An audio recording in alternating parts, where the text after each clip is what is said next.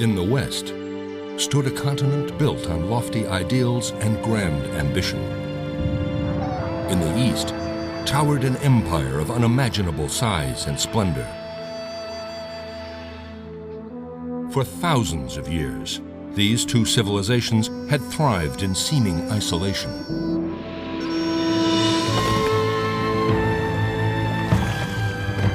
Two men stepped into the void. Marco Polo was lured by the promise of unprecedented wealth. Sven Hedin by a thirst for adventure and the trappings of world fame. Confronted by the most daunting terrain on Earth, they went in search of the impossible. A lasting connection between East and West along the old Silk Road.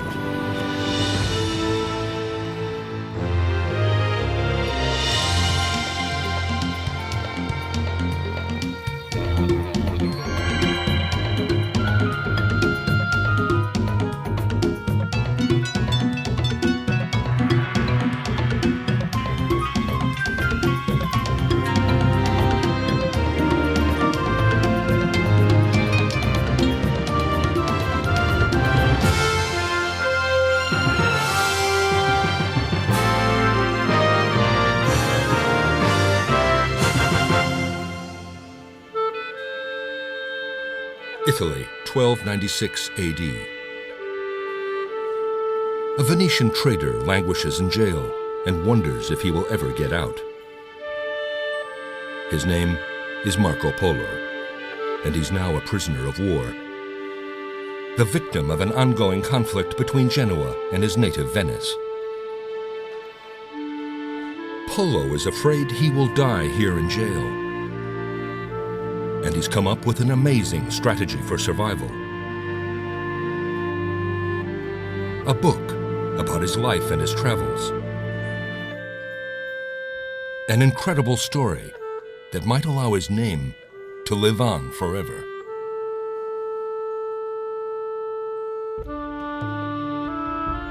There has been no man, Christian or pagan, Mongol or Indian, or of any race whatsoever, who has known or explored so much of the world and its great wonders as have I, Marco Polo. He writes about his incredible trek across lethal mountains and deserts to Cathay, modern-day China, a magical country at the end of the earth. A land so wealthy that its ruler could entertain 40,000 guests at a time.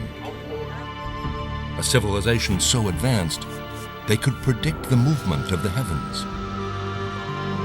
A culture so generous that husbands even shared their wives with strangers.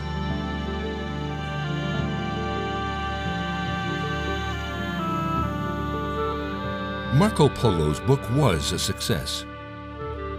His journey to Cathay has become one of the most famous adventure stories ever written. But it is full of such incredible tales of discovery and intrigue that it leaves everyone wondering the same thing. Could it possibly be true? Or is Polo's adventure along the old Silk Road actually a masterpiece of the imagination?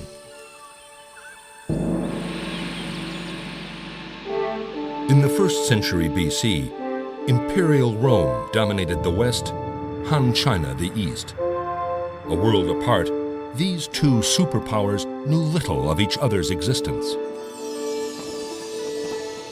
The seductive beauty of one substance drew them closer.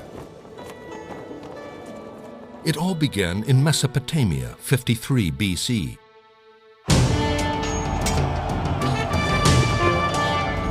Roman legions were on the brink of an historic victory against the Parthian army. Unexpectedly, the Parthians unfurled huge banners of a magical, translucent material. The Roman army had never seen anything like it and fled in confusion, leaving 20,000 dead on the battlefield.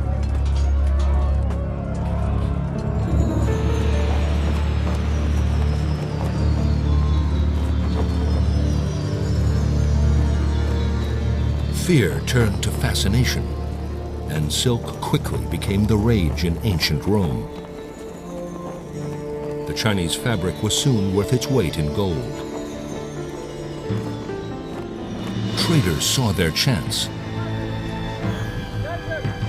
Caravans braved the 5,000 miles separating China and Rome. Cities sprung up in the deserts and plains to service the traders. Along with the goods flowed ideas that revolutionized the cultures along the way. Buddhism and Islam spread eastwards. Printing and papermaking went west. The Silk Road, a pioneering connection between East and West, was established. People have a mental vision that the Silk Road is like I-95, a huge long highway, and that one person took some silk from one end all the way to the other. And in fact, that almost never happened. Merchants would take the goods from one oasis to another, and then another group of merchants would take them on. So I think the Silk Road is not the road. I think the most important thing are those communities along the Silk Road.